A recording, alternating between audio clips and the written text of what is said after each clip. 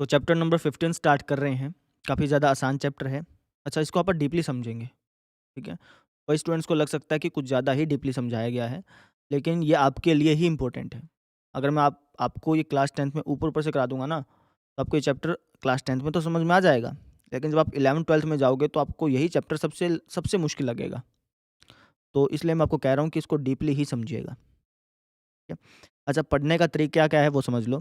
पहले आप लेक्चर देख लेना, लेक्चर देखने के बाद जो भूमिका है, ये जो भूमिका दे रखी है, इस भूमिका को पढ़ना, क्योंकि वीडियो में सारी बातें नहीं बताई जाती, है ना? ये जितनी बातें बताई गई हैं कॉम्टे डे बुफन के बारे में, कि इन्होंने 4040 बार सिक्का उछाला, इसमें से इतने चित्त प्राप्त किए। ये जितनी भी बातें इसमें बताई गई हैं, सारी बातें आप पढ़िएगा, इन बॉक्सेस को ध्यान से पढ़िएगा, ठीक है? तो लेक्चर पहले देखना है, लेक्चर देखने के बाद उसके बाद फिर आपको यहाँ तक उदाहरण से पहले जितनी भी भूमिका है, इसको पढ़ना है, अपने आप खुद ब खुद, है ना? और उसके बाद फिर आप क्वेश्चन लगाइएगा। बहुत आसान चैप्टर है, कराने को तो इसको सिर्फ़ 5 मिनट के अंदर एक फ़ॉर्मूला बता कर के सारे क्वेश्चन कराए जा सकते हैं। लेकिन मैं आपको यकीन बता रहा हूँ, चाहे आप किसी भी 11th क्लास के या फिर 12th क्लास के स्टूडेंट से पूछ लीजिएगा, 11th-12th में जाने के बाद ये चैप्टर सबसे मुश्किल लगने लगता है स्टूडेंट्स को। क्यों लगता है? क्योंकि वो 9th-10th में इसको सिर्फ़ ऊपर-ऊपर से पढ़ के आते हैं। इसलिए मैं आपको कह रहा हूँ कि लेक्चर देखिए, लेक्चर देखने के बाद इस बेसिक्स को ज़रूर पढ़िए, ठीक है? तो स्टार्ट करते हैं, चलो। कॉपी पेन निकाल लीजिएगा। पहले थोड़ा-सा समझ लीजिएगा, उसके बाद नोट डाउन कर लीजिएगा, ठीक है? तो हेडिंग डालते हैं हम, अध्याय 15वाँ, प्रायिकता। प्रायिकता को इंग्लिश में बोला जाता है प्रोबेबिलिटी, प्रोबेबिलिटी, ठीक है? प्रायिकता का सिंपल भाषा में मतलब है चांस। क्या मतलब है? चांस। आपने इस कई बार शब्द सुना होगा ना, कि भाई कितने परसेंट चांस है, कितने परसेंट चांस नहीं है, है ना? हम कई बार बोल देते हैं यार कि मैं तो पक्का फेल हूँ, मैं तो पक्का पास हूँ, 100% चांस है मैं तो पक्का पास होऊँगा। बोल देते हैं ना? कई बार हम ऐसे बोल देते हैं कि आज तो थोड़ा मौसम ख़राब है, तो 100% चांस है कि बारिश आएगी। मान लो कभी मैच देख रहे हो आप, तो आप कह सकते हो यार 50-50 चांस है यार, 50-50% चांस है कि ये टीम जीत जाए, 50% चांस है कि ये टीम हार जाए। तो चांस को मैथमेटिक्स की भाषा में प्रायिकता बोल दिया जाता है। क्या बोल दिया जाता है? प्रायिकता, ठीक है? अगर आप गूगल पे प्रोबेबिलिटी लिखोगे ना, मतलब आप लिखोगे कि प्रोबेबिलिटी के पर्यायवाची बताओ, तो प्रोबेबिलिटी का पर्यायवाची होता है चांस, ठीक है? एक एग्ज़ाम्पल से समझते हैं इसको। मान लो एक सिक्का है, ये अपने पास एक सिक्का है, जो कि कुछ इस तरीके का है। सिक्के के एक तरफ हेड होता है, एक तरफ टेल होता है ना? अच्छा, अब कई सोचते हैं कि हेड कौन-सा होता है, टेल कौन-सा होता है? वो आप किसी को भी मान सकते हैं। अलग-अलग सिक्के में अलग-अलग हेड, टेल होते हैं। ऐसा ज़रूरी नहीं है कि इसमें हेड यही होगा, टेल यही होगा। मान लो आप अमेरिकी कोई सिक्का देखेंगे तो उसका हेड, टेल अलग होगा। भारतीय सिक्के का हेड, टेल अलग होगा। जनरली उसको समझा जाता है जिस पे अशोक स्तंभ होता है ना, एक सिक्के के एक साइड पे अशोक स्तंभ होता है, उसको हम हेड समझते हैं। हिंदी में बोल देते हैं उसको चित्त, ठीक है? और अशोक स्तंभ के जो दूसरी तरफ होता है, जिस पे आपका 1 या 2 लिखा होता है, उसको हम बोलते हैं पट। इंग्लिश में बोलते हैं टेल, है ना? वैसे आप किसी को भी हेड और किसी को भी टेल बोल सकते हो, ठीक है? कोई ज़रूरी नहीं होता कि उसी को हेड बोलना है, ठीक है? तो एक सिक्का है, इसके 2 पहलू होते हैं, एक हेड होता है, एक टेल होता है। आपने इस सिक्के को हवा में उछाल दिया, कुछ इस तरीके से, ठीक है? उछालने के बाद ये नीचे भी गिरेगा। तो जब सिक्का हवा में था, तो आपने किसी से पूछा कि बताओ भाई, हेड आने के कितने परसेंट चांस हैं? तो वो सामने वाला क्या कहता है कि भैया 50-50 चांस है।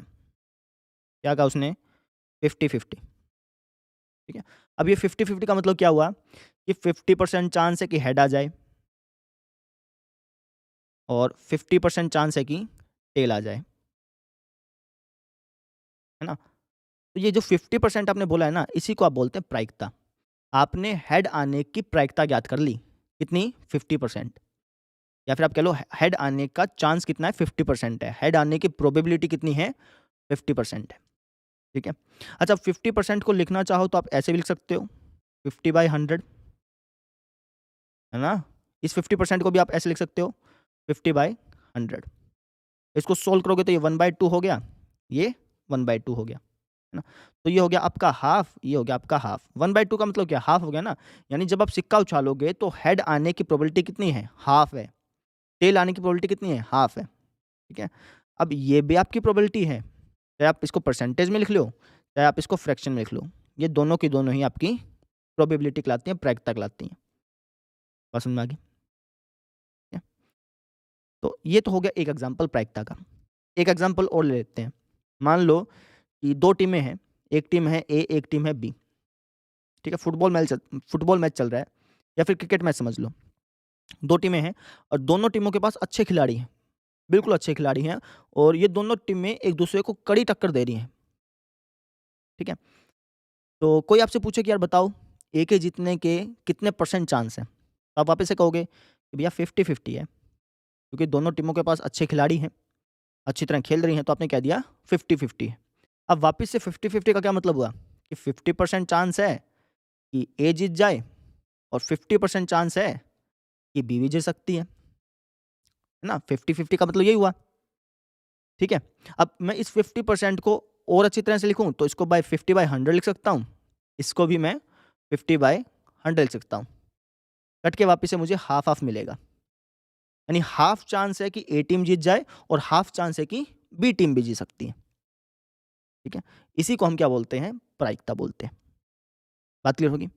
अच्छा, अब यहाँ पर कुछ एक शब्द हैं जो मैं आपको बताना चाहूँगा। सबसे पहली बात, यहाँ पे 2 का क्या मतलब है? ये जो आपने 1/2 लिखा, तो यहाँ पे 2 का क्या मतलब है? कि भैया कुल कितनी टीमें खेल रही हैं? कुल कितना है? कुल कितना है? जो आपका हर है, जो आपका डिनोमिनेटर है फ्रैक्शन में, वो आपको क्या क्या बताएगा कि कुल कितने हैं? कुल कितने हैं? जैसे आप यहाँ पे भी देख लीजिए, यहाँ पे 2 का क्या मतलब है?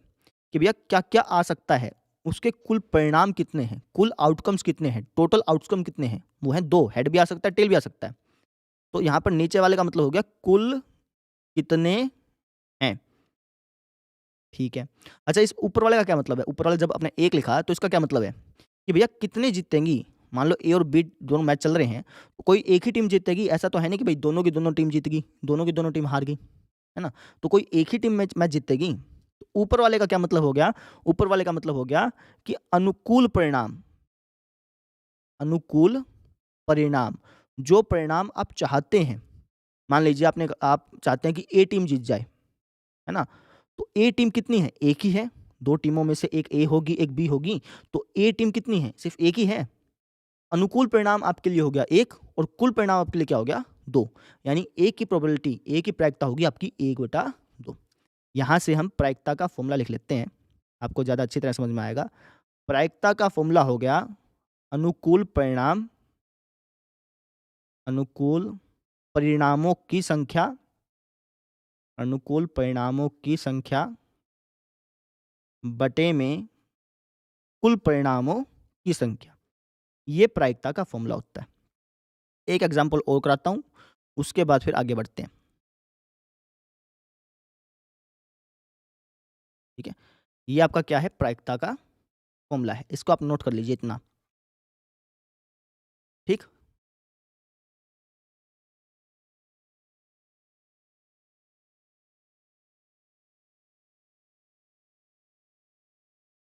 ठीक है?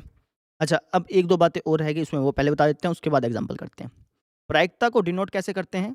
पी से, है ना? जैसे आप प्रायिकता निकालना चाहते हैं हेड की, तो आप पी लिखेंगे, उसके बाद लिखेंगे ब्रैकेट। प्रायिकता किसकी? हेड की।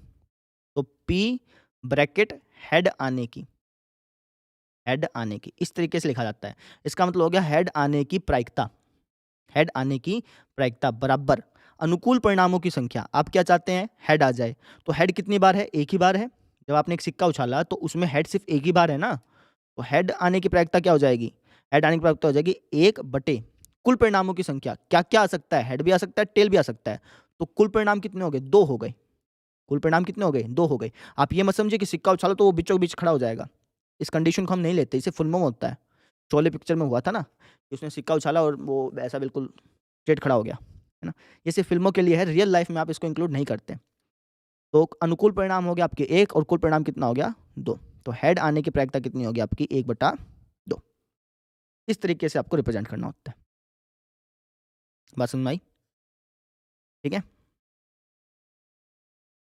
चलिए फिर एक एग्जांपल और देख लेते हैं, उसके बाद आगे बढ़ते हैं। इतना नोट कीजिएगा। देखो जी, एग्जांपल नंबर सेकंड।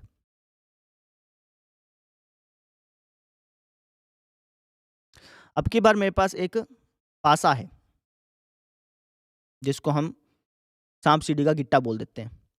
अब इस पासे पे 6 अंक होते हैं। सांप सीढ़ी कभी आपने खेली होगी, लूडो कभी खेला होगा, तो उसके अंदर 1, 2, 3, 4, 5, 6 ऐसे करके 6 अंक होते हैं। जब आप इस गिट्टे को ऐसे लुढ़काते हैं, ऐसे फेंकते हैं, तो 1 भी आ सकता है, 2 भी आ सकता है, 3 भी आ सकता है, 4 भी आ सकता है, 5 भी आ सकता है और 6 भी आ सकता है। तो जो कुल परिणाम है, कुल परिणामों की संख्या कितनी हो गई? 6 हो गई। कुल परिणामों की संख्या कितनी होगी आपकी? 6। अब यहाँ पे 6 का क्या मतलब है कि भैया 1 भी आ सकता है, इसको मैं दूसरे पेन से रिप्रेजेंट करता हूँ। 1 भी आ सकता है, 2 भी आ सकता है, 3 भी आ सकता है, 4 भी आ सकता है और 5 भी आ सकता है और 6 भी आ सकता है। मान लो कि आपसे प्रायिकता पूछ ली जाए कि बताओ भाई प्रायिकता 4 आने की। प्रायिकता किसके? 4 आने की प्रायिकता बताओ। भाई मैं जब उस गिट्टे को फेंकूँ तो मेरा 4 आ जाए, इसकी प्रायिकता क्या होगी? तो आप इसको लिखोगे कैसे वो समझो। आप पहले लिखेंगे कुल परिणामों की संख्या। कुल कितने परिणाम हैं? 6 हैं। आपको क्या चाहिए? 4 चाहिए। तो 4 आपके लिए क्या हो गया? अनुकूल परिणाम हो गया। अनुकूल परिणाम का मतलब हो गया कि जो परिणाम आप चाहते हैं। तो अनुकूल परिणामों की संख्या कितनी हो गई? 1 हो गई। जब आपने गिट्टा फेंका तो 4 तो सिर्फ़ 1 ही बार आ सकता है ना? 4 तो सिर्फ़ 1 ही बार आएगा। ऐसा तो है नहीं कि गिट्टे के 2 फेसेस पर 4-4 लिखा हो। मान लो यहाँ पर 3 की बजाय 4 लिखा होता, तो अनुकूल परिणामों की संख्या 2 हो जाती। लेकिन चूँकि यहाँ पे गिट्टे पे 3-4 अलग-अलग लिखे हैं, तो अनुकूल परिणामों की संख्या सिर्फ़ 1 हुई। अब यहाँ पर बच्चे कन्फ्यूज़ हो जाते हैं, स्टूडेंट्स कन्फ्यूज़ हो जाते हैं। वो सोचते हैं कि 1 तो ये हुआ, लेकिन हमें तो 4 चाहिए, है ना? लेकिन समझो इस चीज़ को, अनुकूल परिणामों की संख्या का मतलब है कि जो आप चाहते हैं वो कितनी बार आया हुआ है। जो हम चाहते हैं क्या है? 4। 4 कितनी बार आ रहा है? सिर्फ़ 1 ही बार आ रहा है। कितनी बार आ रहा है? 1। तो 4 आने की प्रोबेबिलिटी, 4 आने की प्रायिकता ये हो जाएगी अनुकूल परिणामों का अनुकूल परिणामों की संख्या जो कि है 1 और कुल परिणामों की संख्या जो कि है 6, यानी 1/6 हो जाएगी। अब 1/6 को अगर आप विज़ुअलाइज़ करना चाहते हैं, आप सोचना चाहते हैं कि 1/6 का मतलब क्या है? तो आप एक काम कर सकते हैं, इसकी 100 से गुणा कर सकते हैं। तो ये हो गया 100/6। अब इसको भाग करेंगे तो ये आएगा आपका 6 कम 6 40, 6 कुछ कुछ 36, फिर से ऐसे-ऐसे, यानी 16.66% चांस है कि मेरा 4 आ जाए। जब आपने गिट्टे को फेंका तो 16.66% चांस है कि 4 आ जाए। ऐसे ही अगर आपसे कोई पूछ ले कि बताइए भैया 5 आने की प्रायिकता बताइए, 5 आने की प्रायिकता, ठीक है? तो 5 कितनी बार आ सकता है? गिट्टे पे 5 कितनी बार लिखा हुआ है? 1 ही बार लिखा हुआ है। गिट्टे पे 5 कितनी बार लिखा है? 1 लिखा है। और कुल कितने अंक हैं? कुल 6 अंक हैं। 1, 2, 3, 4, 5, 6। 6 चीज़ें आ सकती हैं। 5 कितनी बार आया? 1 ही बार आएगा। तो 5 आने की प्रायिकता भी कितनी होगी? 1/6। अब आप इसको भी विजुअलाइज़ करना चाहें, तो इसको भी 100 से गुणा कर सकते हैं, है ना? जनरली 1/6 आने पर हम सोचते हैं कि 1/6 का मतलब क्या होगा? 1/6 को अगर आप 100 से मल्टीप्लाई कर देंगे ना, तो परसेंटेज में चेंज हो जाएगा और परसेंटेज को आप ज़्यादा अच्छी तरह से विजुअलाइज़ कर सकते हैं, है ना? तो ये भी कितना आएगा? 16.66% आएगा। यानी जब मैं गिट्टा फेंकूँगा ना ऐसे, तो 16.66% चांस है कि मेरा 5 आ जाए। ऐसे ही 16.66% चांस है कि 2 आ जाए, 1 आ जाए, 3 आ जाए, 6 आ जाए। समझ में आ गई? ठीक है। अच्छा जी। अब 1-2 बातें और बता देते हैं, उसके बाद आगे बढ़ेंगे। जो ये कुल परिणाम होते हैं ना, ये आपके क्या हैं? कुल परिणाम हैं, कुल परिणाम। अगर मैं इनको कर्ली ब्रैकेट में बंद कर दूँ, इसको हम बोलते हैं curly bracket, curly bracket. Curly का वैसे सिंपल भाषा में मतलब होता है घुंघराले। तो अगर मैं इसको कर्ली ब्रैकेट में बंद कर दूँ, तो ये बन जाता है आपका sample space, sample space. Hindi में भी इसको बोलते हैं, लेकिन हिंदी में मेरे ख्याल से इसको बोलते हैं प्रविष्ट, प्रविष्ट करके कुछ बोलते हैं। इतना ज़्यादा यूज़ नहीं होता है, तो इंग्लिश में भी, हिंदी में भी सब में इसको एस से रिप्रेज़ेंट कर देते हैं, एस से, ठीक है? मान लीजिए जैसे ये क्वेश्चन आ गया, तो आप इस क्वेश्चन को करेंगे कैसे वो समझा देता हूँ। 1 मिनट इसको मिटा दें। मान लो गिट्टे वाला क्वेश्चन आ गया, तो सबसे पहले आप सैंपल स्पेस लिखेंगे, यहाँ पे एस लिखेंगे एस। सैंपल स्पेस कि भैया कुल परिणाम क्या-क्या हो सकते हैं। गिट्टे को उछालोगे तो 1 भी आ सकता है, 2 भी, 3 भी, 4 भी, 5 भी और 6 भी। ये आपने सैंपल स्पेस लिख दिया। इसके बाद कुल परिणामों की संख्या 6 हो गई और जो भी परिणाम आपको चाहिए, मान लीजिए आपको 4 आने की प्रायिकता निकालनी है, तो अनुकूल परिणाम आपके लिए क्या हो गया? 1 हो गया। इस तरीके से लिख के इसको सॉल्व किया जाता है। समझ में आ गई? ठीक है? अच्छा जी, तो ये हो गई प्रायिकता की बात, है ना? अब इससे थोड़ा-सा गहराई में चलते हैं, ये समझने की कोशिश करते हैं कि 9th क्लास में जो प्रायिकता पढ़ी थी और जो 10th क्लास में प्रायिकता पढ़ रहे हैं और जो आगे पढ़ेंगे 11th-12th में, इनमें अंतर क्या है? 9th क्लास में भी आपने प्रायिकता पढ़ी थी ना? तो 9th क्लास की प्रायिकता और 10वीं क्लास की प्रायिकता में क्या अंतर है वो समझना है, ठीक है? पहले नोट कर लीजिए उसके बाद चलते हैं आगे। देखिए फिर, प्रायिकता 9th क्लास में जो प्रायिकता पढ़ी थी, वो आपने पढ़ी थी एक्सपेरिमेंटल प्रायिकता या फिर आप कह लो एक्सपेरिमेंटल अप्रोच।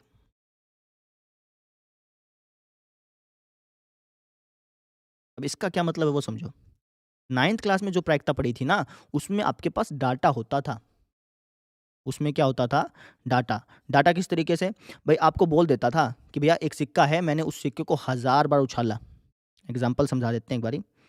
उसमें एग्ज़ाम्पल जितने भी क्वेश्चन थे उसमें इस तरीके से होते थे कि एक सिक्का है और हमने उस सिक्के को 1000 बार उछाला।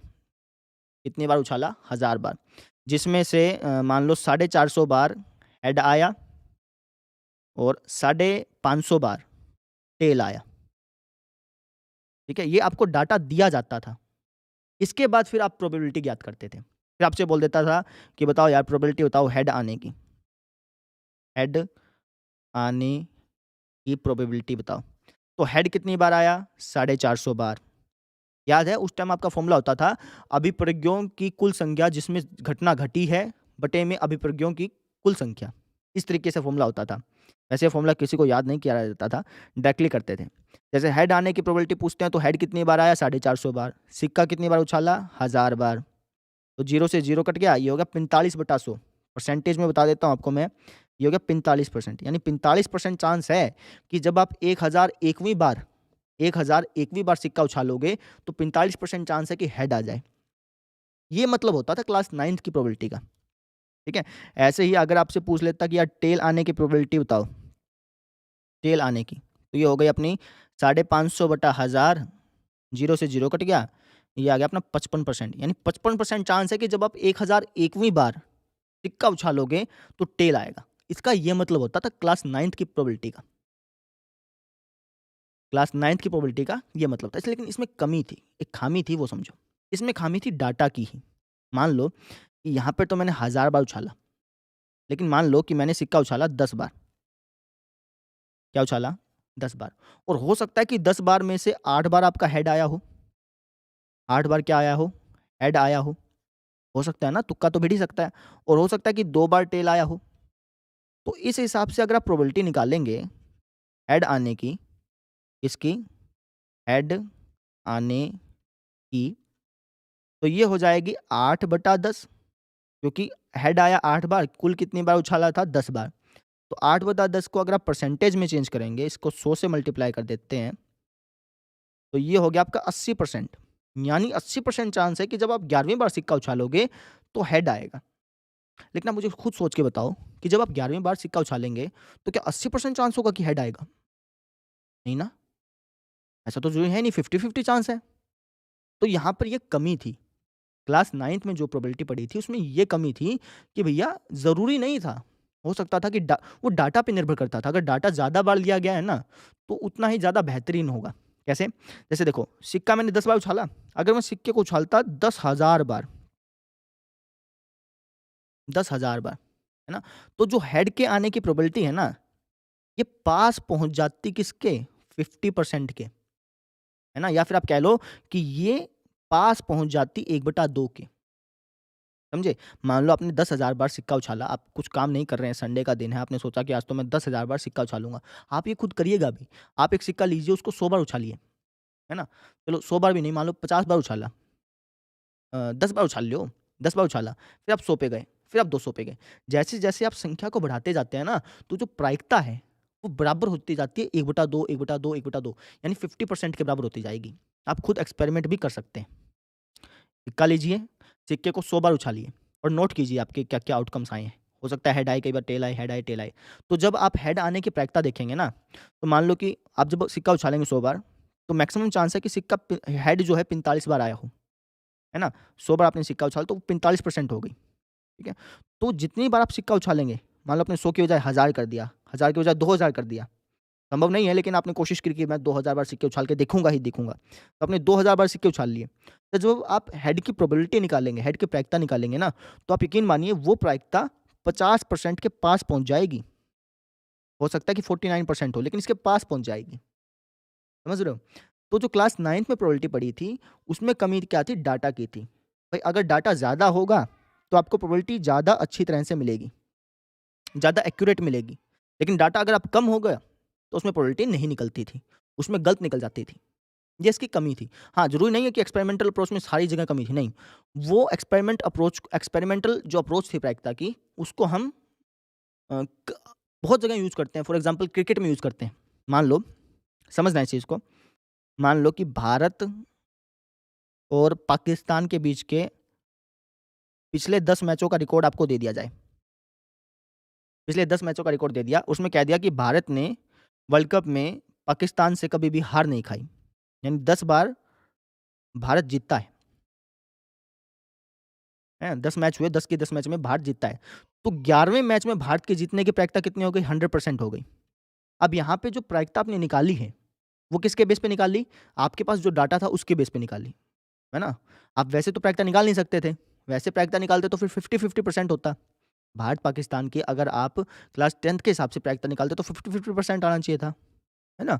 लेकिन आपने यहाँ पे किसका यूज़ किया? एक्सपेरिमेंटल अप्रोच का यूज़ किया। आपके पास जो डाटा था उसका यूज़ करके आपने प्रोबेबिलिटी ज्ञात करी, जो कि ज़्यादा एक्यूरेट है। हर एक की अपनी कमी है, हर एक की अपनी खूबी है। तो एक्सपेरिमेंटल अप्रोच हम वहाँ यूज़ करते हैं जहाँ पर आपको डाटा दिया गया हो, ठीक है? यहाँ पर हमने एक इम्पोर्टेंट बात सीखी कि जैसे-जैसे हम डाटा को बढ़ाते जाते हैं, तो प्रोबेबिलिटी एक्यूरेट होती जाती है।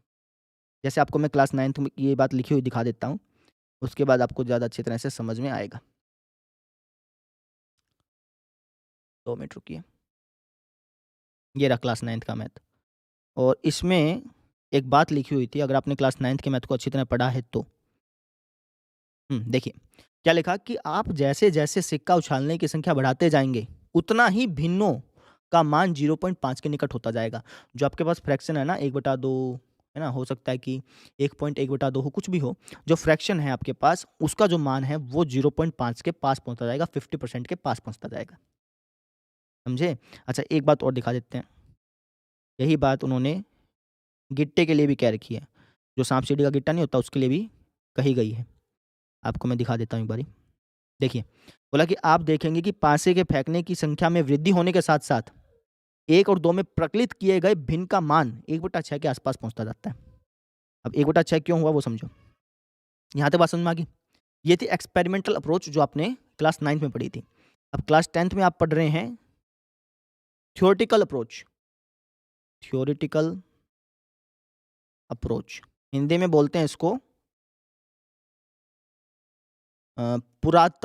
वैसे बहुत सारे नाम हैं इसके। एक नाम है इसका पुरातन दृष्टिकोण, क्लासिकल अप्रोच भी बोल देते हैं, सैद्धांतिक दृष्टिकोण भी बोल देते हैं, है ना? और एक नाम और है, मुझे याद नहीं, वो भी बोला जा सकता है। लेकिन मैं आपको इंग्लिश में बता रहा हूँ थोड़ा-सा, ठीक है? हम क्लास 10th में पढ़ रहे हैं थ्योरेटिकल अप्रोच। अब इसके अंदर क्या होता है, आपको डाटा की ज़रूरत नहीं पड़ती। आप थ्योरी के हिसाब से चलते हैं। जैसे मान लीजिए आपने एक सिक्का उछाला एक बार, सिर्फ़ एक बार उछाला, है ना? तो आपको हेड की प्रोबेबिलिटी निकालनी है तो आपने कितनी निकाली? 1/2 निकाली, यानी 50%। टेल की प्रोबेबिलिटी निकालनी है तो कितनी आएगी? 1/2 आएगी, यानी 50%। ठीक है ना? ये थ्योरेटिकल अप्रोच है। इसके अंदर डाटा का यूज़ नहीं किया, हमने थ्योरी का यूज़ किया। जो हमने पढ़ा है उसका यूज़ करके हमने हेड और टेल की प्रोबेबिलिटी बता दी। समझ में आ गई? अच्छा इनके अंदर रिलेशन क्या है? एक्सपेरिमेंटल अप्रोच और थ्योरेटिकल अप्रोच के बीच में अंतर क्या है? रिलेशन क्या है? रिलेशन ये है कि जैसे-जैसे आप डाटा को बढ़ाते जाते हैं, जैसे 1000 बार उछाला, 10,000 बार उछालूँगा, तो जो प्रोबेबिलिटी है, वो पास पहुँचती जाएगी किसके? थ्योरेटिकल प्रोबेबिलिटी के। इसको एक एग्ज़ाम्पल से समझाते हैं। जैसे आपने एक कैसे समझाएँ आपको? पास एक एग्ज़ाम्पल से समझा देते हैं, ठीक है? थोड़ा-सा इतना नोट कर लीजिएगा, अगर आप नोट करना चाहें तो, ठीक है? देखिए, एक पासा है आपके पास, इस तरीके से, है ना? पासे को फेंका आपने, है ना? मान लो कि आपने पासे को फेंका मान लेते हैं 100 बार। कितनी बार फेंका? 100 बार। तो प्रायिकता 1 आने की जो प्रायिकता अगर आप ज्ञात करेंगे, मान लो कि 1 आया 100 बार फेंकने पर, 1 जो आया मान लेते हैं 17 बार आ गया। कितनी बार आ गया? 17 बार, ठीक है? या फिर आप कह लो कि 18 बार आ गया, 18 बार मान लो, ठीक है? तो 1 आने की प्रायिकता कितनी हो गई? 18/100 हो गई, ठीक है? अब अगर आप पासे को 100 की बजाय 1000 बार फेंकेंगे, कितनी बार फेंकेंगे? 1000 बार। तो जो 1 आने की प्रायिकता है ना, जो 1 आने की प्रायिकता है, वो पास पहुँचती जाएगी किसके? 16.66 के। इसके पास पहुँचती जाएगी। समझ पा रहे हैं? इसकी प्रायिकता किसके पास पहुँचती जाएगी? 16.66% के, या फिर आप कह लो 1/6 के आसपास पहुँचती जाएगी। जैसे-जैसे आप पासे को फेंकने की संख्या को बढ़ाते जाएँगे, तो जो आपकी प्रायिकता है किसी भी संख्या के आने की, वो 1/6 के पास पहुँचती जाएगी। और अभी हमने थ्योरेटिकल अप्रोच में देखा कि अगर मैं पासे को फेंकता हूँ, एक पैसा है और उसको मैंने सिर्फ़ 1 बार फेंका, यहाँ पर तो हमने 1000 बार फेंका, ये डाटा था ना हमारे पास, इसलिए हम इसको हम बोलते हैं एक्सपेरिमेंटल अप्रोच। अब मान लो मैंने पासे को फेंका 1 बार, तो उसके अंदर 1 आने की प्रायिकता क्या आई थी अपनी? 1 आने की प्रायिकता आई थी अपनी 1/6। तो ये इनके अंदर रिलेशन है। जैसे-जैसे आप डाटा को बढ़ाते जाएँगे, तो जो एक्सपेरिमेंटल अप्रोच की प्रोबेबिलिटी है, वो बराबर होती जाएगी थ्योरेटिकल अप्रोच की प्रोबेबिलिटी के। समझे? ये बहुत छोटी बात लगेगी आपको। आपको लगेगा कि खामखा खींचा जा रहा है, लेकिन बहुत इंपॉर्टेंट बात है। आप खुद सोचो कि पहले के लोगों को कैसे पता चला कि प्रायिकता निकालने का ये फ़ॉर्मूला है। ये फ़ॉर्मूला जो है कि अनुकूल परिणामों की संख्या बटे कुल परिणामों की संख्या, ये फ़ॉर्मूला कैसे निकाला होगा? जो बड़े-बड़े मैथमेटिशियंस थे, उन्होंने बार-बार एक्सपेरिमेंट करके देखा होगा। आपको मैं कुछ एक तथ्य दिखाता हूँ, आपकी एनसीईआरटी बुक में लिखे हुए हैं। इसलिए मैं आपको कह रहा हूँ कि एनसीईआरटी बुक पढ़ा कीजिए। अगर आप एनसीईआरटी बुक देखेंगे क्लास 10th की, तो उसमें कुछ एक बातें लिखी गई हैं, उन बातों को आप पढ़िएगा। ये रहा, देखिए क्या लिखा कि 18वीं शताब्दी के फ्रांसीसी जीव विज्ञानी कॉम्टे डी बुफोन ने एक सिक्के को 4040 बार उछाला, जिसमें से 2048 बार उन्हें हेड प्राप्त हुआ। तो हेड आने की जो प्रायिकता थी वो कितनी पहुँच गई? 0.50 समथिंग, यानी लगभग-लगभग 50% के पास पहुँच गई, है ना? ब्रिटेन के जेई कैरिस ने एक सिक्के को 10,000 बार उछाला। इनकी जो प्रायिकता थी वो पहुँच गई 0.5067, यानी जैसे-जैसे आप आउटकम्स को बढ़ाते जा रहे हैं, परिणामों को बढ़ाते जा रहे हैं, घटनाओं को बढ़ाते जा रहे हैं, तो वैसे-वैसे जो प्रोबेबिलिटी है, वो पहुँचती जा रही है किसके? 1/2 के आसपास। यानी जो आपने थ्योरेटिकल अप्रोच पढ़ी है ना अभी आपने, अनुकूल परिणामों की संख्या बटा कुल परिणामों की संख्या का जो आंसर आता है, उसके आसपास पहुँचती जा रही है। तो फिर वहाँ से बहुत सारे मैथमेटिशियन ने बुक लिखी और उसके बाद से फ़ॉर्मूला बना, अनुकूल परिणामों की संख्या बटा कुल परिणामों की संख्या। आपको अभी तो बना-बनाया फ़ॉर्मूला मिलता है, अनुकूल परिणामों की संख्या बटा कुल परिणामों की संख्या। हमें लगता है कि यार बहुत ही आसान फ़ॉर्मूला है, जिसने बनाया होगा उसको उसको बनाने में क्या दिक्कत आई होगी। लेकिन उन्होंने बार-बार एक्सपेरिमेंट्स करके देखे, उन्होंने सिक्कों को 10-10 हज़ार बार उछाल के देखा। एक और भी थे, 24 देखो ये रहा, 24,000 बार उछाला था इन्होंने, जिसमें से इनकी प्रायिकता जो आई थी वो कितनी आई थी? 0.5005, 50% के और भी ज़्यादा पास पहुँच गई। समझ रहे हैं? तो एक-एक सिक्के को उछाला गया 24,000 बार, 30,000 बार, उनको रिकॉर्ड किया गया। फिर देखा गया कि हेड कितनी बार आया, टेल कितनी बार आया, फिर उसकी प्रायिकता निकाली गई। फिर उनकी जब प्रायिकता निकाली गई तो देखा गया कि हेड आने की प्रायिकता 1/2 है। फिर वहाँ से फ़ॉर्मूले बनाए गए। फिर सोचा गया कि 1/2 ही क्यों आई? फिर वहाँ से निकल के आया कि अनुकूल परिणामों की संख्या बटा कुल परिणामों की संख्या को अगर हम भाग दे देते हैं, तो हमें प्रायिकता की एक्यूरेट वैल्यू मिल जाती है। समझे? ये मतलब था। ठीक है? तो ये बात हो गई थ्योरी पार्ट की। ठीक है? अच्छा जी, ये बात समझ में आ गई? अच्छा, एक और अप्रोच होती है जिसके बारे में मैं आपको बताऊँगा, वो होती है आपकी एक्सियोमिक अप्रोच। एक्सियोमिक अप्रोच। ये अप्रोच आप क्लास 11th में थोड़ा बहुत पढ़ते हैं इसके बारे में और क्लास 12th में इसको बहुत ही गहराई से पढ़ा जाता है। ठीक है? ये सारी बातें क्यों बता रहा हूँ?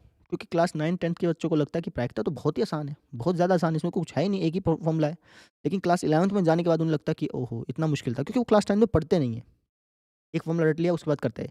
वो दिक्कत देता है बाद में, ठीक है? तो ये जो एक्सियोमिक अप्रोच है, ये हम क्लास 11th-12th में पढ़ेंगे, ठीक है?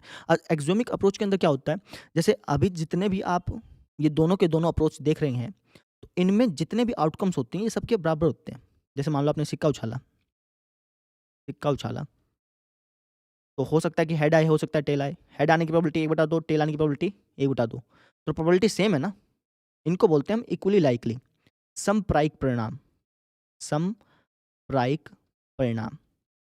क्या बोलते हैं? समप्रायिक परिणाम। आप जितने भी एक्सपेरिमेंट्स करेंगे, जब हम सिक्का उछालते हैं तो उसको एक्सपेरिमेंट्स बोला जाता है मैथ की भाषा में। तो जितने भी आप एक्सपेरिमेंट्स कर रहे हैं, उनमें जो भी आउटकम्स आएँगे, उन सभी आउटकम्स का अगर मैं प्रोबेबिलिटी देखूँ तो सबकी प्रोबेबिलिटी सेम होगी। जैसे आपने एक गिट्टा उछाला, तो जब आप गिट्टा उछालते हैं तो हो सकता है 1 आए, 2 आए, 3 आए, 4 आए, 5 आए, 6 आए। लेकिन सबकी प्रोबेबिलिटी सेम है, 1/6, 1/6, 1/6, 1/6, 1/6, 1/6। यानी जितने भी परिणाम हैं उनकी प्रोबेबिलिटी क्या है? सेम। इस तरीके के परिणामों को हम बोलते हैं समप्रायिक परिणाम। समप्रायिक परिणाम। तो अभी जो आप प्रोबेबिलिटी पढ़ रहे हैं, उनमें समप्रायिक परिणाम आते हैं। जब सिक्का उछाला तो 1/2 चांस है कि हेड आ जाए, 1/2 चांस है कि टेल आ जाए, है ना? इसमें भी सबके समान परिणाम प्रायिकताएँ आ रही हैं। तो इनके बारे में प्रोबेबिलिटी पढ़ रहे हैं। क्लास 11th में क्या होगा? आप कई ऐसे एक्सपेरिमेंट्स करेंगे जिसमें ज़रूरी नहीं है कि समप्रायिक परिणाम हो। ये ज़रूरी नहीं है कि जिसमें समप्रायिक परिणाम हो। ऐसे कई होंगे जिसमें समप्रमायिक परिणाम नहीं होंगे। ठीक है? उसके बारे में पढ़ेंगे, अभी ज़्यादा डिस्कस नहीं कर रहा हूँ। अभी सिर्फ़ आप इन पर ध्यान दीजिए थ्योरेटिकल अप्रोच पे। एक्सपेरिमेंटल आप क्लास 9th में सीख आए हैं, थ्योरेटिकल आपने क्लास 10th में पढ़नी है। ये बात समझ में आ गई? ठीक है? अच्छा जी। तो अब कौन-सी बातें बताएँ आपको? प्रोबेबिलिटी की लगभग सारी बातें ही बता दी गई हैं। कुछ एक शब्द हैं जो आपको और बता देते हैं। ठीक है? अच्छा जी। हेडिंग डालिए फिर आप। महत्वपूर्ण महत्वपूर्ण परिभाषाएँ, परिभाषाएँ। इनमें से एक-एक नंबर के क्वेश्चन आपके बने हुए हैं, तो उनको अपन देख लेते हैं। ठीक है?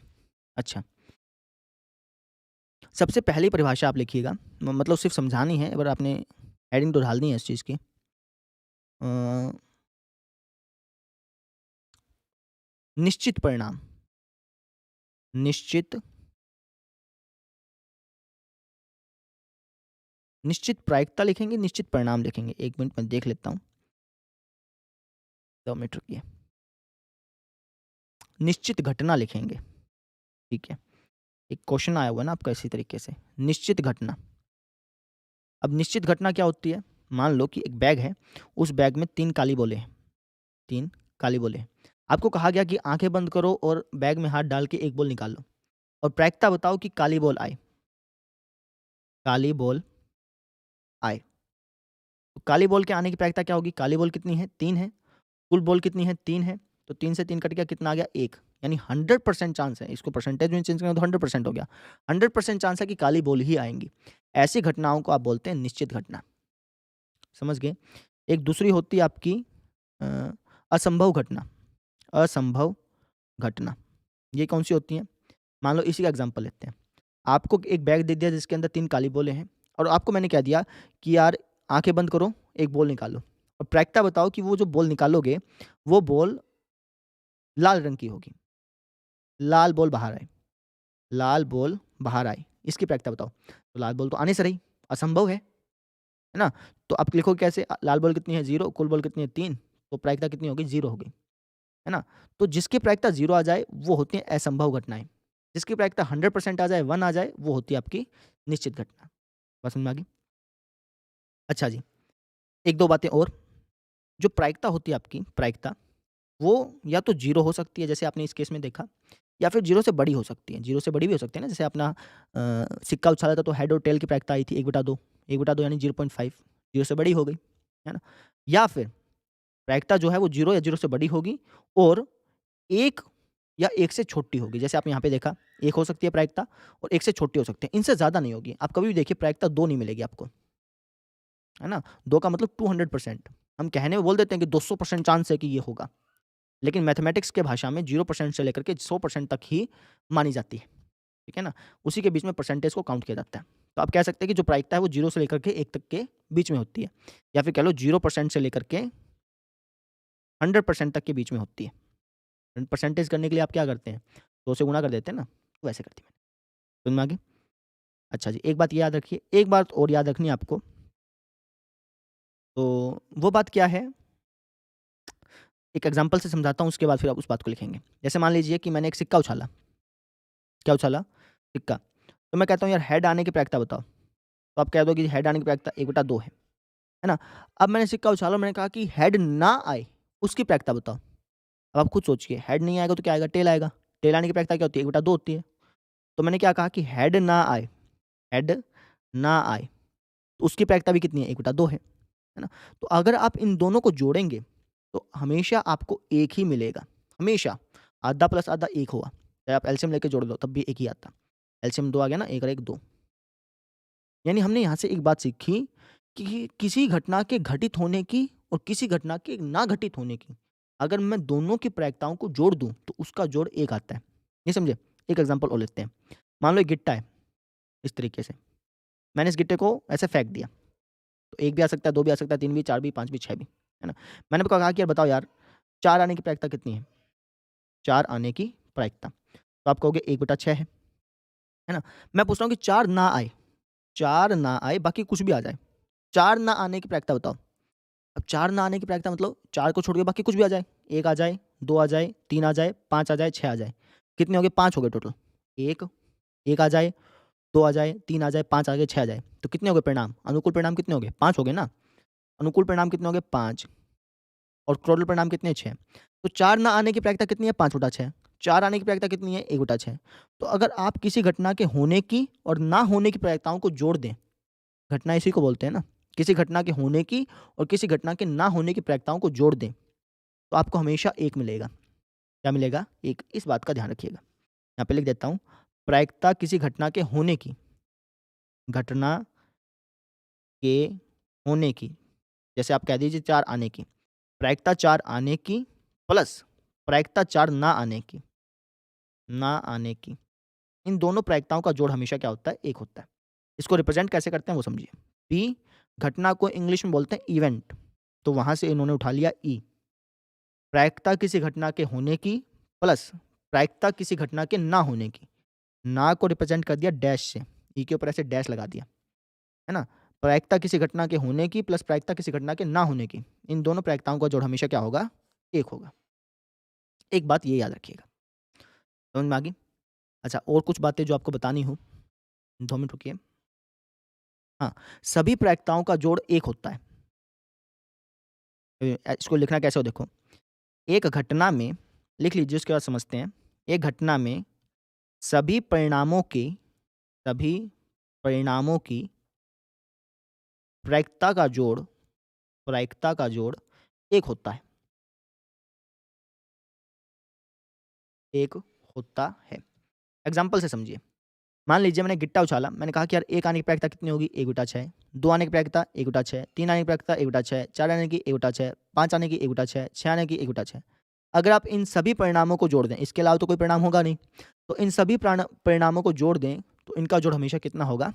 1 होगा। एक इस बात का भी ध्यान रखिएगा।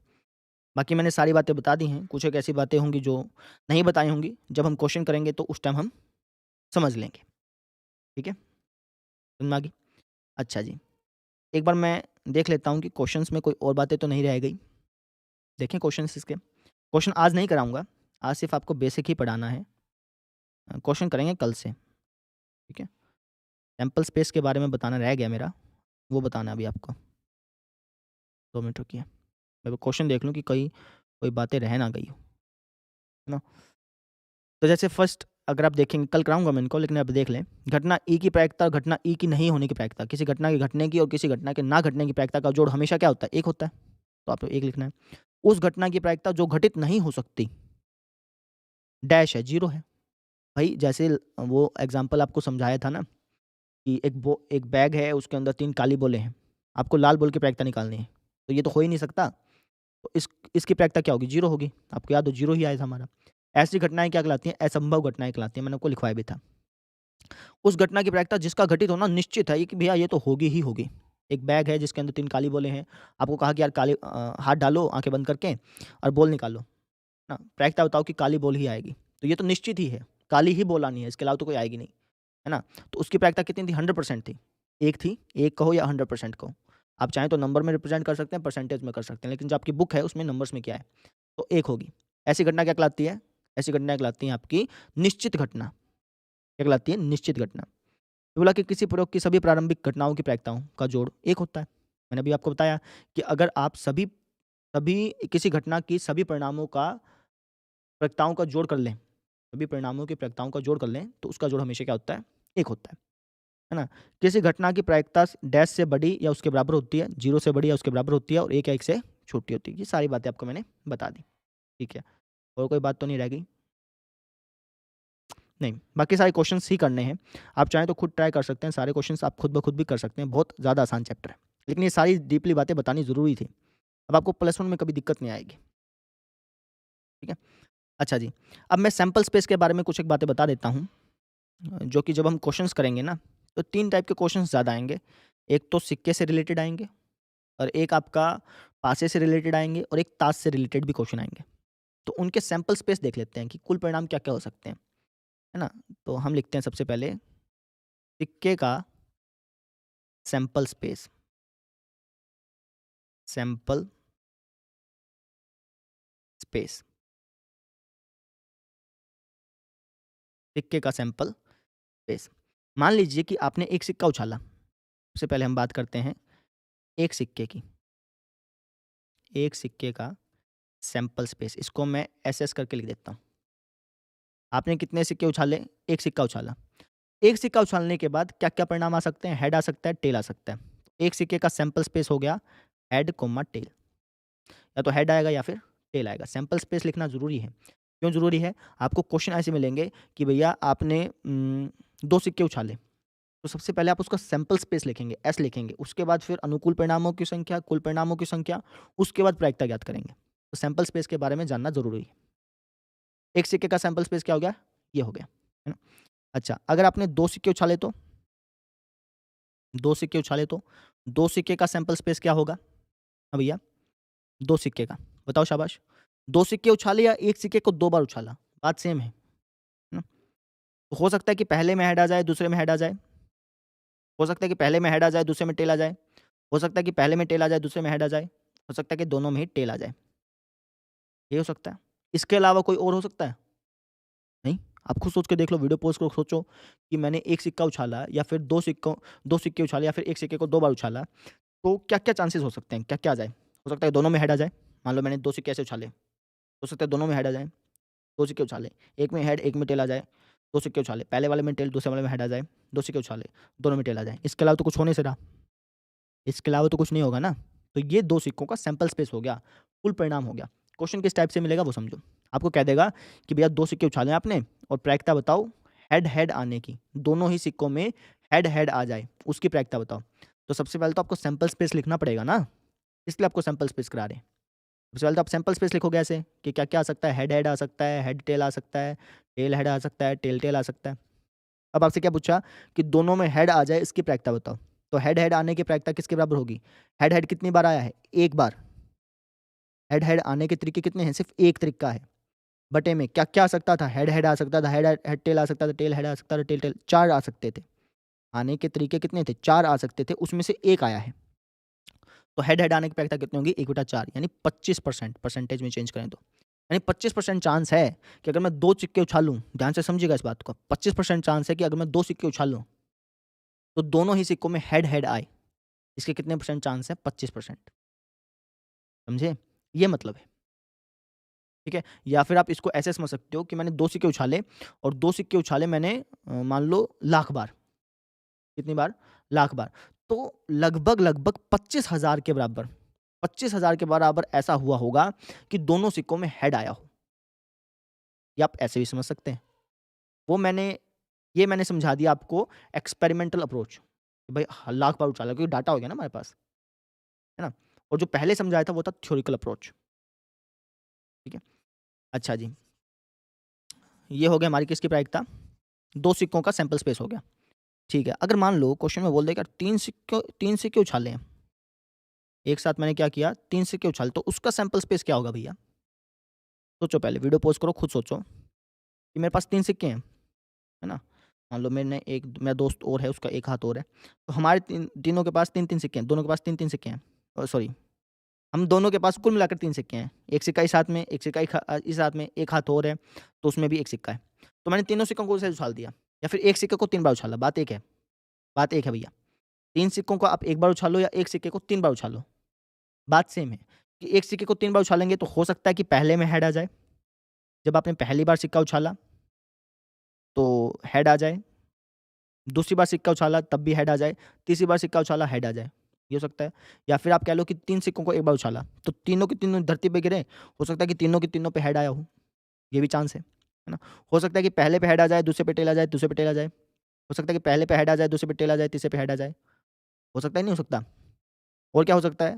बताइए शाबाश। हो सकता है कि जी पहले पे हेड आ जाए, दूसरे पे हेड आ जाए, तीसरे पे टेल आ जाए। ठीक है? अब इनका उल्टा भी संभव है। हो सकता है कि तीनों में टेल आ जाए। हो सकता है कि पहले पे टेल, दूसरे में हेड, तीसरे में हेड। पहले में टेल, दूसरे में हेड, तीसरे में टेल। पहले में टेल, दूसरे में टेल, तीसरे में हेड। है ना? अब इनके अलावा नहीं हो सकता। अब आप कैसे कहेंगे? अब आप कहेंगे कि जी मुझे कैसे पता कि इनके अलावा नहीं हो सकता? तो इसको करने का एक तरीका है, एक फ़ॉर्मूला है, वो है 2 की पावर n। ये इसका फ़ॉर्मूला है। यहाँ पे जो n है, ये n है number of times when you toss a coin. यानी जितनी बार आप कॉइन को टॉस करते हैं ना, तो ये आपको तरीके बता देते हैं। मान लो कि आपने कॉइन को टॉस किया 2 बार, एक कॉइन को 2 बार टॉस किया या फिर 2 कॉइनों को एक साथ टॉस किया, तो कितने परिणाम होंगे? 4 होंगे। कैसे? आप इसके अंदर पुट कर लो, 2 की पावर 2 कितना हो गया? 4 हो गया। यानी परिणाम कितने आएँगे? 4 आएँगे। समझे? मान लो कि आपने 4 सिक्कों का 4 सिक्के उछाले हैं या फिर एक सिक्के को 4 बार उछाला है। तो 4 सिक्के उछाले तो 4 सिक्कों का सैंपल स्पेस में कितने परिणाम होंगे? तो आपने 4 सिक्के उछाले तो कुल कितने परिणाम होंगे? कैसे पता चलेगा? इस फ़ॉर्मूले के हिसाब से पता चल जाएगा। 2 की पावर 4 कर दो। 2 की पावर 4 कितना हो गया? 32 हो गया। नहीं 30 नहीं 2 नहीं हुआ, 16 हो गया, 16 हो गया। यानी जब आप एक सिक्के को 4 बार उछालें या फिर 4 सिक्कों को एक बार उछालें, तो 16 परिणाम हो सकते हैं, 16 के अलावा कुछ नहीं होगा। हो सकता है कि पहले चारों के चारों में हेड आ जाए। हो सकता है कि पहले में हेड, दूसरे में हेड, तीसरे में टेल, चौथे में टेल आ जाए। ऐसे करते-करते 16 परिणाम हो सकते हैं, 16 के अलावा नहीं होगा। समझे? तो ये आपका फ़ॉर्मूला है। अच्छा जी, अब आप कहेंगे वैसे 4 का कोई आपका क्वेश्चन आएगा नहीं, 3 तक ही हैं क्वेश्चन्स आपके। 4 के फिर भी आपको मैं बता देता हूँ, ठीक है? मान लो कि आप ये जानना चाहते हैं कि जब मैंने 4 सिक्के उछाले, तो क्या-क्या परिणाम आ सकते हैं? तो एक तो तरीका हम ऐसे-ऐसे लिखें कि भई पहले में हेड आ जाए, दूसरे में हेड आ जाए, तीसरे में टेल, चौथे में टेल, फिर चारों में हेड आ जाए। तो इसमें बहुत टाइम लग जाता है। तो इसकी एक छोटी-सी ट्रिक है, वो भी मैं आपको बता देता हूँ। अच्छा, उससे पहले ये फ़ॉर्मूला कहाँ से आया है 2 की पावर n, इसको आप समझेंगे क्लास 11th में। ठीक है? अभी नहीं समझेंगे, क्लास 11th में एक चैप्टर है परम्यूटेशन एंड कॉम्बिनेशन, वहाँ पे आप ये समझेंगे कि 2 की पावर n ये फ़ॉर्मूला आया कहाँ से। ठीक है? अच्छा, अगर हम आपने 4 बार सिक्के को उछाला, जब आपने एक सिक्के को 4 बार उछाला, है ना? तो उसके परिणाम कैसे लिखेंगे? क्योंकि अगर आप ऐसे लिखेंगे, आप सोच-सोच के कि आप हो सकता है पहले में हेड आ जाए, दूसरे में हेड, तीसरे में हेड, चौथे में हेड, ऐसे सोच के लिखेंगे तो बहुत टाइम लग जाएगा और क्या पता लिख भी ना पाएँ सही तरीके से। तो उसका एक तरीका होता है। कैसे? देखो, तो 4 सिक्कों को जब आपने उछाला है या फिर एक सिक्के को 4 बार उछाला है, तो कुल परिणाम कितने हो सकते हैं? 16 हो सकते हैं। 2 की पावर 4 16 हो सकते हैं। तो 16 का करो आधा, कितना हो गया? 8। तो आप 8 बार हेड लिख दो। कितनी बार हेड लिख दिया आपने? 8 बार। 1, 2, 3, 4, 5, 6, 7 और एक बार और लिख देता हूँ, ऊपर लिख देते हैं 8 बार, है ना? 8 बार ही टेल लिख दो। 1, 2, 3, 4, 5, 6, 7, 8। ठीक है? भई आपने 4 सिक्कों को उछाला है, आप ये पता करना चाहते हैं कि क्या-क्या परिणाम आ सकते हैं, तो उनको किस तरीके से लिखना है, वो आपको बताया जा रहा है। तो 4 सिक्के जब आपने उछाले हैं, तो 16 परिणाम हो सकते हैं। 2 की पावर 4 16 हो गया। 16 के अलावा और कोई परिणाम नहीं हो सकता। ऐसा नहीं हो सकता कि उन 16 के अलावा कोई और भी आ जाए, ऐसा नहीं होगा। ठीक है? तो उन 16 को हम लिख रहे हैं। कैसे लिखेंगे? 16 का आधा किया 8, तो आप 8 बार हेड लिखेंगे, 8 बार टेल लिखेंगे। फिर वापस 8 का आधा हो गया 4, यानी 4 बार हेड लिखेंगे और 4 बार टेल लिखेंगे, कुछ इस तरीके से। फिर वापस से 4 बार हेड लिखेंगे, 4 बार टेल लिखेंगे। अब 4 का आधा हो गया 2, 2 बार हेड लिखेंगे, 2 बार टेल लिखेंगे, 2 बार हेड लिखेंगे, 2 बार टेल लिखेंगे, 2 बार हेड लिखेंगे, 2 बार टेल लिखेंगे, 2 बार हेड लिखेंगे और 2 बार टेल लिखेंगे। अब 2 का आधा हो गया 1, यानी 1 बार हेड लिखेंगे, 1 बार tail, head, tail, head, tail, head, tail, head, tail, head, tail, head, tail, head, tail. तो इस तरीके से ये आपके 16 परिणाम होंगे। इनके अलावा कुछ नहीं होगा। हो सकता है कि पहले में टेल, दूसरे में हेड, तीसरे में टेल, चौथे में टेल, ऐसे आ जाए। ऐसे करते-करते हमारे पास ये 16 परिणाम हो सकते हैं। वैसे 4 सिक्कों का कोई क्वेश्चन नहीं आएगा, 11th-12th में आता है, एक क्वेश्चन आता है। उस टाइम आपको ज़रूरत पड़ती है, लेकिन आपको बताना ज़रूरी था। ठीक है? तो ये हमने सैंपल स्पेस डिस्कस किया सिक्के का, है ना? अब हम बात करते हैं साँप-सीढ़ी वाले गिट्टे की, मतलब पासे की। भाई पासा जब हम फेंकेंगे, तो उसका सैंपल स्पेस क्या होगा? है? देखो जी, पासे का सैंपल स्पेस, पासे का सैंपल स्पेस, ठीक है? इसका फ़ॉर्मूला होता है 6 की पावर n। ये फ़ॉर्मूला भी आप +1 में सीखेंगे कि कहाँ से आया। अभी बस आप समझ लीजिए, ठीक है? अच्छा जी, तो पासे का सैंपल स्पेस कैसे निकालेंगे? वो देखो, मान लेते हैं कि आपने एक पासा फेंका है, या फिर पासे को एक बार फेंका है, या फिर एक पासा फेंका है, बात एक ही है। ठीक है? एक पासे का सैंपल स्पेस क्या होगा वो समझते हैं। जब आप एक पासे को फेंकोगे तो क्या-क्या परिणाम आ सकते हैं? हो सकता है कि 1 आ जाए, हो सकता है 2 आ जाए, हो सकता है 3 आ जाए, हो सकता है 4 आ जाए, हो सकता है 5 आ जाए, हो सकता है 6 आ जाए। इसके अलावा तो कुछ आ नहीं से रहा। तो ये एक पासे का सैंपल स्पेस हो गया। सैंपल स्पेस का मतलब कुल जितने परिणाम हो सकते हैं उनको हमने कर्ली ब्रैकेट में बंद कर दिया, सेट बना दिया एक। ठीक है? अच्छा जी। अगर आप 2 पासे को फेंकते हैं तो क्या-क्या परिणाम हो सकते हैं? वो देखते हैं। 2 पासे का सैंपल स्पेस, ठीक है? अगर आप 2 पासों को फेंकते हैं, तो क्या-क्या परिणाम हो सकते हैं? ध्यान से समझना। हो सकता है कि पहले में 1 आ जाए, आपके हाथ में 2 पासे हैं, आपने ऐसे-ऐसे गुड़गुड़ाए और फेंक दिए। हो सकता है कि एक में 1 आए और दूसरे पासे में, जो दूसरा पासा आपका, उसमें 1 आ जाए। हो सकता है पहले में 1 आ जाए, दूसरे में 2 आ जाए। हो सकता है पहले में 1, दूसरे में 3, पहले में 1, दूसरे में 4, पहले में 1, दूसरे में 5, पहले में 1, दूसरे में 6। ये हो सकते हैं। या फिर हो सकता है पहले में 2 आ जाए, फिर 1 आ जाए, 2 आ जाए, दूसरे में 2 आ जाए, 2, 3, 2, 4, 2, 5, 2, 6, 2, 7 हो सकता है क्या? 2, 7 पहले में 2, दूसरे में 7 नहीं हो सकता। असंभव घटना है भैया ये, कैसे हो सकता है? 6 तक तो लिखे होते हैं। पसंद माँगी? तो इस तरीके से आपने बनाना है। एक ये भी हो सकता है 3 1 आ जाए, 3 2 आ जाए, 3 3 आ जाए, 3 4, 3 5 और 3 6। हो सकता है कि 4 1 आ जाए, 4 2 आ जाए, 4 3 आ जाए, 4 4 आ जाए, 4 5 आ जाए और 4 6 आ जाए। हो सकता है कि 5 1 आ जाए, 5 2 आ जाए, 5 3 आ जाए, 5 4 आ जाए।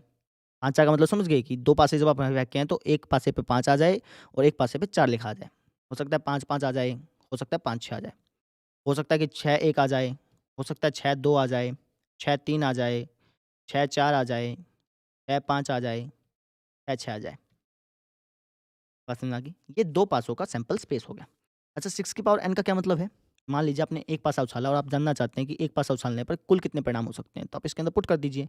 6 की पावर 1 कितना हो गया? 6 यानी 6 परिणाम हो सकते हैं, मैंने देखा भी। 6 की पावर 2 कितना हो गया? 36 कुछ-कुछ 36 हो गया ना? तो अगर आप 2 पासे को उछालते हैं, तो उनके 36 परिणाम हो सकते हैं। अगर आप 3 पासे को उछालेंगे तो कितने हो गए? 6 की पावर 3 216 यानी अगर आप 3 पासे को उछालते हैं, तो उसके टोटल परिणाम कितने हो जाएँगे? 216 हो जाएँगे। इनको नहीं लिखवा रहा हूँ, सिर्फ़ आप समझ लीजिए इस चीज़ को, ठीक है?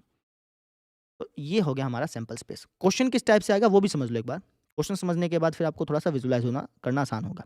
आपको मैं क्वेश्चन दिखा ही देता हूँ एक बार, रुकिए 2 मिनट। 2 पासों का भी क्वेश्चन है, देखिए लास्ट में है आपका।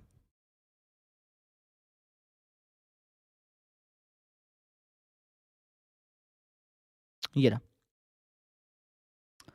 देखो, क्या बोल रखा है कि घटना दोनों पासों की संख्याओं का योग। जब आपने 2 पासे फेंके, तो 2 पासे फेंकने के बाद आपके 36 परिणाम आए, अभी हमने देखा ना। तो उन 36 परिणामों में दोनों पासों का जो जोड़ है, वो 2 होना चाहिए। वो कितना होना चाहिए? 2 होना चाहिए। तो इसकी प्रायिकता क्या है? 1/36 है। इसका मतलब समझिए, जैसे आपके पास ये 36 परिणाम हैं। हमसे क्वेश्चन पूछा गया कि हमें उनकी प्रायिकता निकालनी है जिनका जोड़ 2 है। अब जोड़ 2 सिर्फ़ इस का है। इन 36 में से सिर्फ़ एक ऐसा परिणाम है जिसका जोड़ 2 है, बाकी किसी का जोड़ 2 नहीं है। ठीक है? तो प्रायिकता कितनी हो गई? 1 क्योंकि 1 ही है बटा 36। ऐसे ही फिर बोला गया अभी मैं क्वेश्चन कराऊँगा लेकिन सिर्फ विजुअलाइज़ कराने के लिए कि ताकि आपको ये लगे कि ये क्वेश्चन पूछे जाएँगे। अब बोला कि जोड़ 4 होना चाहिए, इसकी प्रायिकता बताओ? देख लेते हैं, 4 जोड़ होना चाहिए ना? तो 4 जोड़ किस-किस का है? तो मिटा देता हूँ। 4 जोड़ किस-किस का है? एक तो इसका हो गया, एक 3 का और 2-2 का जोड़ हो गया, 3-1 का जोड़ हो गया, है ना? फिर और किसी का 4 जोड़ होगा? नहीं होगा। आप देखना चाहें तो देख भी सकते हैं। तो यानी कि दोनों का जोड़ 4 हो, ऐसी प्रायिकता कितनी है? 3, टोटल 3 ही है, टोटल कितने हैं? 36। अनुकूल परिणामों की संख्या तो 3 होगी ना? तो ये पहले आप सैंपल स्पेस लिखते हैं, फिर आप लिखते हैं अनुकूल परिणामों की संख्या 3, कुल परिणामों की संख्या 36, तो प्रायिकता आ गई आपकी 3/36, है ना? अनुकूल परिणामों की संख्या, कुल परिणामों की संख्या बार-बार लिखने की ज़रूरत नहीं पड़ती, लेकिन सैंपल स्पेस लिखना पड़ता है, इसलिए आपको सैंपल स्पेस कराया जा रहा है। समझ में आई? इस टाइप के अगर आप सिक्के की बात करें, तो सिक्के का भी एक क्वेश्चन है आपकी बुक में। ये इसलिए करवा रहा हूँ ताकि आप ये क्वेश्चन खुद ब खुद करें, ठीक है? कहाँ गया सिक्का वो? ये रहा।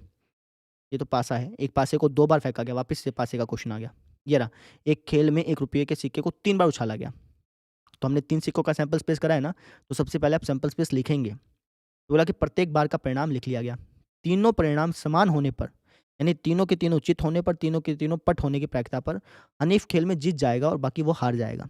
तो जीतने की प्रायिकता ज्ञात, हारने की प्रायिकता ज्ञात करें, है ना? तो हारेगा कब?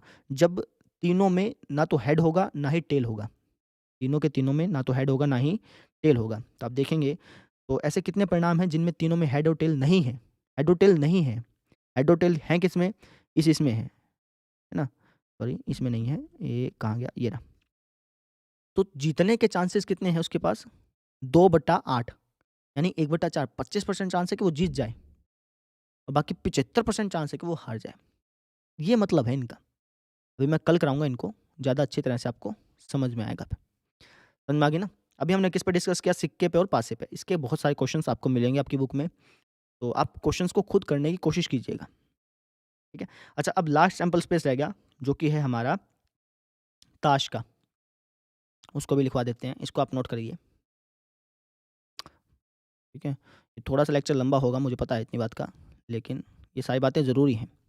ताश का सैंपल स्पेस, ठीक है? ताश में आप एक ही ताश की गड्डी से खेलते हैं। तो ऐसा नहीं होगा कि मैं 2 ताश की गड्डी से खेल रहा हूँ, नहीं, एक ही ताश की गड्डी से, ठीक है? तो देखो जी, अब इसको थोड़ा ध्यान से समझना है, एक अपन डायग्राम बनाएँगे। तो सबसे पहले ताश होते कितने हैं?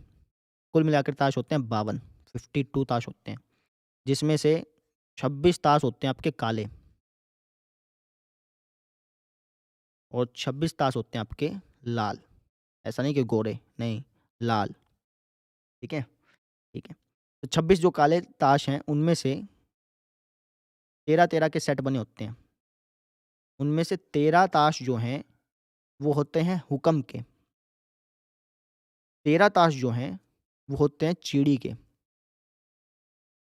ठीक है? अच्छा, लाल ताशों की अगर मैं बात करूँ, तो 26 लाल ताश है ना, इसमें से 13 ताश जो हैं, वो होते हैं पान के और 13 ताश जो हैं, वो होते हैं ईंट के। आप ऐसे याद रख लीजिए ना, पान लाल होता है, खाने के बाद आपका मुँह लाल हो जाता है, तो लाल लाल पत्ता हो गया।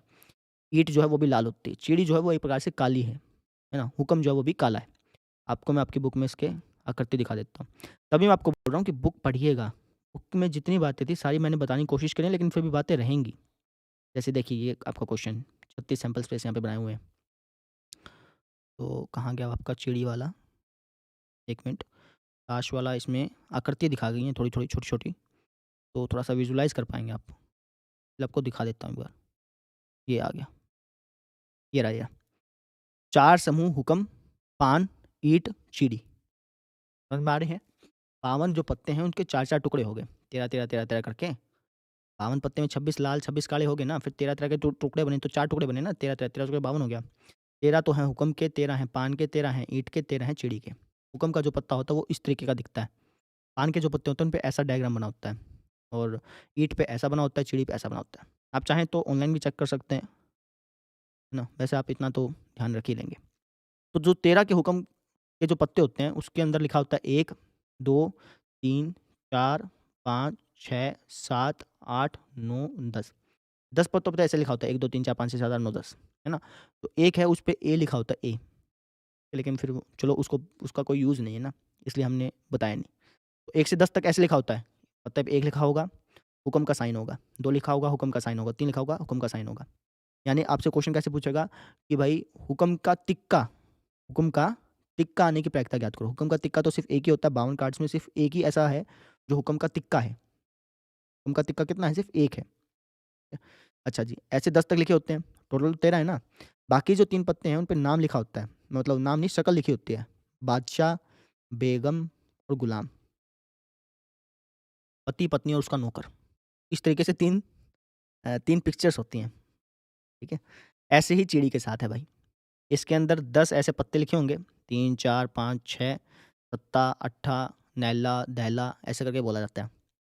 फिर बादशाह, बेगम और गुलाम। आपको पता है प्रोबेबिलिटी की जो शुरुआत हुई थी, वो एक जुआरी ने की थी।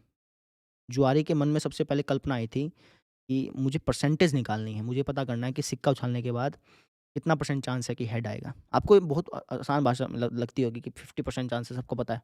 लेकिन नहीं भाई, उस टाइम किसी को नहीं पता था। बहुत छोटी-छोटी बातें होती हैं और वही छोटी बातें वो बन जाती हैं, खोज बन जाती हैं, ठीक है?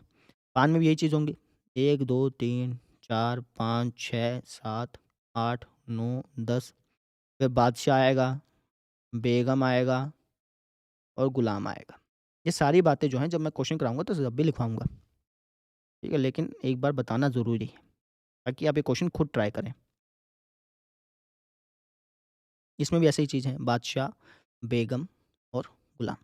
अच्छा एक बात ध्यान रखिएगा, जो बादशाह, बेगम, गुलाम हैं इनको हम बोलते हैं फेस कार्ड क्योंकि इनकी शक्ल चिपकी होती है वहाँ पे। तो मैं कह सकता हूँ कि 52 जो टोटल पत्ते हैं, उनमें 12 पत्ते ऐसे हैं जो फेस कार्ड हैं, है ना? अच्छा 6 पत्ते ऐसे हैं जो काले फेस कार्ड हैं, 6 पत्ते ऐसे हैं जो लाल फेस कार्ड हैं, समझे? ठीक है? अच्छा 52 पत्तों में 13 हुक्म के पत्ते हैं, 13 चिड़ी के पत्ते हैं, 13 पान के पत्ते हैं, 13 ईंट के पत्ते हैं, है ना? तो ये डायग्राम आप बना लीजिए, ज़्यादा अच्छा रहेगा। अब मैं आपको क्वेश्चन दिखा देता हूँ जो इससे रिलेटेड है। देखें, जैसे तो आप यही यही देख लेते हैं, उदाहरण देख लो।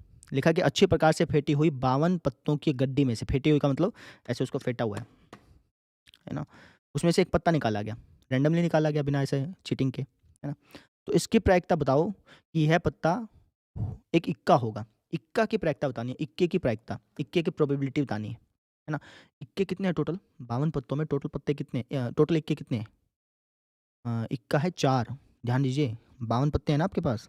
ये देख लो, 52 पत्ते हैं, इक्के कितने हैं? इक्का हुक्म का भी है, इक्का चीड़ी का भी है, इक्का पान का भी है, इक्का ईंट का भी है। तो इक्के तो 4 हो गए ना टोटल?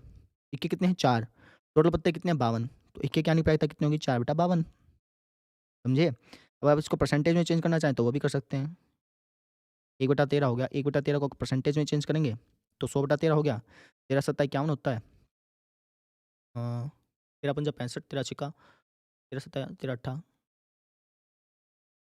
13 24 हाँ, यानी लगभग-लगभग 80% चांस है। लगभग बता रहा हूँ, थोड़ा कम ज़्यादा होगा कम होगा बेसिकली। तो 80% चांस है, नहीं 80% तो मैंने गलत बोल दिया यार। हाँ, 8% है। मैंने 80 गलत बोल दिया, 8 है भाई। 80% तो बहुत ज़्यादा हो जाता है। यानी जब आप एक पत्ता निकालेंगे तो 8% चांस है कि वो पत्ता एक इक्का होगा। तो आपने इसको परसेंटेज में चेंज करके विजुअलाइज़ कर पा रहे हो। ये मेन कांसेप्ट है ना? आप पत्ते खेल रहे हो और मैं आपसे पूछता हूँ चलो ठीक है, आपके पास एक ताश की गड्डी है। मैं आपसे पूछता हूँ कि प्रायिकता बताओ लाल पत्ता आने की, लाल पत्ते की प्रायिकता। तो लाल पत्ते कितने हैं? 26 हैं, टोटल पत्ते कितने हैं? 52 हैं। तो ये होगा 1/2 1/2 को परसेंटेज में चेंज करेंगे तो 50% हो गया। यानी जब मैं उसमें से पत्ता निकालूँगा तो 50% चांस है कि वो पत्ता लाल होगा। समझ रहे हैं? परसेंटेज वाला गेम बहुत अच्छा है, ठीक है ना? आपने पत्ता निकाला 50% चांस है कि लाल होगा, 50% चांस है कि काला होगा, ठीक है? जुआरी ने इसकी संकल्पना की थी प्रायिकता की, इसलिए ये बहुत इंपॉर्टेंट चीज़ है। समझ में आई? इस तरीके से हमने सैंपल स्पेस के बारे में पढ़ लिया। बाकी सारी चीज़ें हमने पढ़ ली। हो सकता है कि अभी भी कुछ एक चीज़ें रह गई हों। सारी बातें बताना संभव नहीं होता। कुछ एक बातें, कुछ एक टर्म्स रह गई होंगी, है ना? तो उनको आप खुद पढ़िएगा। जो आपकी एनसीईआरटी बुक है उसकी भूमिका को पढ़िए। टाइम लगाइए, इंटरेस्ट आएगा। है ना? अच्छा, इक्का नहीं होगा, इसकी प्रायिकता पूछिए, इक्का नहीं होगा। ये थोड़ा-सा और समझा देता हूँ। अब किसकी प्रायिकता पूछी है? इक्का नहीं होगा। इक्का नहीं होगा तो और क्या कितने पत्ते रह गए? मान लो आपने एक पत्ता निकालना है और आपसे बोला गया कि कितने परसेंट चांस है कि भैया इक्का नहीं निकलना चाहिए, इक्का नहीं निकलना चाहिए। तो इक्के तो 4 हैं, बाकी कितने बच गए? 48 बच गए। इक्का ना होने की प्रायिकता कितनी हो गई? 48/52। इसको आप परसेंटेज में कर सकते हैं अपने आप, है ना? या फिर आप इक्का ना होने की प्रायिकता ऐसे भी निकाल सकते थे। हमने पढ़ा तो है कि प्रायिकता इक्का होने की प्लस प्रायिकता इक्का ना होने की। किसी घटना के घटित होने की और किसी घटना के घटित ना होने की प्रायिकता का जोड़ 1 होता है। इक्का होने की प्रायिकता आई थी 4/52, इक्का ना होने की हमने प्रायिकता बतानी है। तो आप ऐसे भी बता सकते हैं। ये 4/52 प्लस का है, यहाँ जाके माइनस का, तो प्रायिकता इक्का ना होने की, इक्का ना होने की। ये हो गया 1 - 4/52। एलसीएम लेंगे तो 52 में 4 गया, 48/52 वापिस से आ गया। ऐसे भी कर सकते हैं, है ना? तो मेरे हिसाब से मैंने सारी चीज़ें आपको बता दी हैं, फिर भी मैं एक बार देख लेता हूँ, कोई कुछ रह गया हो तो आपको बताना।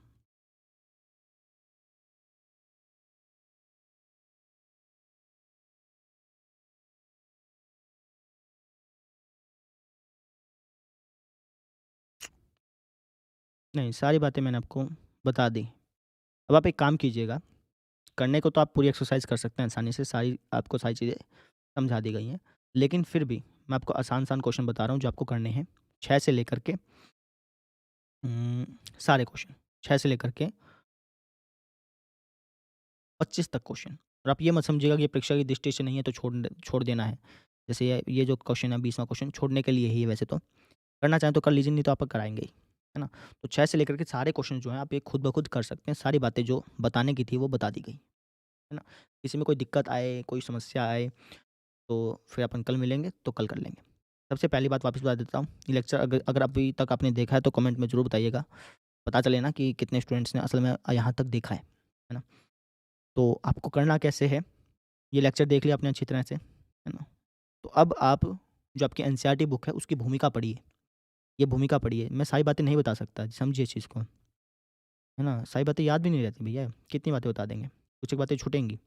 ये जो भूमिका है ना इसको पढ़िए, तो मन लगा के पढ़िए और अगर आपका इंटरेस्ट होगा इतनी वीडियो देखिए तो आपके अंदर इंटरेस्ट है जानने का, सिंपल सी बात है। आप चाहते हैं कि मैथमेटिशियन बने या फिर मैथ्स में आगे बढ़ोतरी करें, है ना? तो आप ये जो भूमिका है इसको पढ़िए यहाँ तक, ठीक है? उसके बाद फिर आप क्वेश्चन लगाइए। पहले एग्ज़ाम्पल लगाइएगा सारे के सारे। एग्ज़ाम्पल जब लगाएँ ना तो एग्ज़ाम्पल में टिप्पणी दी गई है बीच-बीच में, इनको ज़रूर पढ़ लीजिएगा, है ना? जैसे मैंने प्रारंभिक घटना नहीं बताया तो आपको यहाँ से पता चल जाएगा, ठीक है? वैसे प्रारंभिक घटना इतना इम्पोर्टेंट नहीं था। तो सारी चीज़ें पढ़ के उसके बाद फिर आप क्वेश्चन आंसर्स कीजिएगा। एग्ज़ाम्पल करके क्वेश्चन आंसर्स कीजिएगा, आपके सारे क्वेश्चन आंसर हो जाएँगे। कल की वीडियो देखने की ज़रूरत भी नहीं पड़ेगी, ठीक है? तो कल मिलते हैं फिर। Thank you.